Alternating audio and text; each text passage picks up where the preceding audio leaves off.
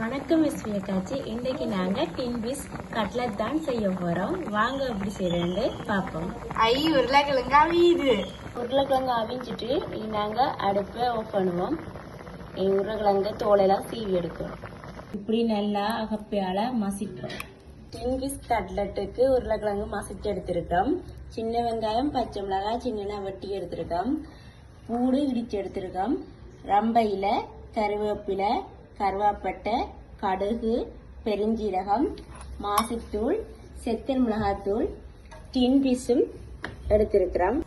எண்ணெய் விடுவோம். எண்ணெய் கொதிச்சுட்டு பட்டை கிராம்பு போடுவோம். சின்ன வெங்காயம், பச்சை மிளகாய் வெட்டி வச்சிருக்கிறோம், அதையும் போடுவோம்.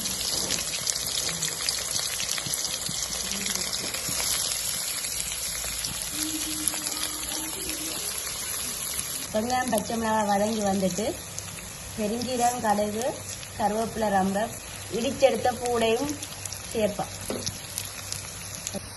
ஏற்கனவே உருளைக்கிழங்குல உப்பு போட்டதால கொஞ்சமாக உப்பு போட்டு வதக்குவோம். மாசித்தூளையும் போடுவோம். செத்தல் தூளும் சேர்ப்போம். எல்லாத்தையும் சேர்த்து கிளறுவோம். சுவைக்காக கொஞ்சம் தேசி புளியும் விடுவோம்.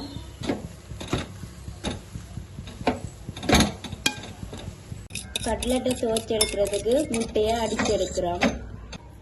இப்படி எல்லாத்தையும் உருண்டையா உருட்டி எடுப்போம். எல்லா உருண்டையும் உருட்டி எடுத்திருக்கோம். உங்களுக்கு பிடிச்ச மாதிரி வடிவத்துல நீங்க உருட்டி எடுக்கலாம். நாங்க எண்ணெய் கொதிக்க வச்சிருக்கோம். அடிச்சு வச்சிருக்க முட்டையில பிடிச்சி வச்சிருக்க உருண்டைய துவைச்சு எடுத்துட்டு ரஸ்க் தூள்ல பிரட்டி எடுப்போம். எண்ணெய்க்க போட்டு பொன்னிறமா வரும் வரை எல்லாத்தையும் பொரிச்சு எடுக்க வேணும். இதே மாதிரி இன்னொரு காணொளியில உங்களை சந்திக்கிறேன்.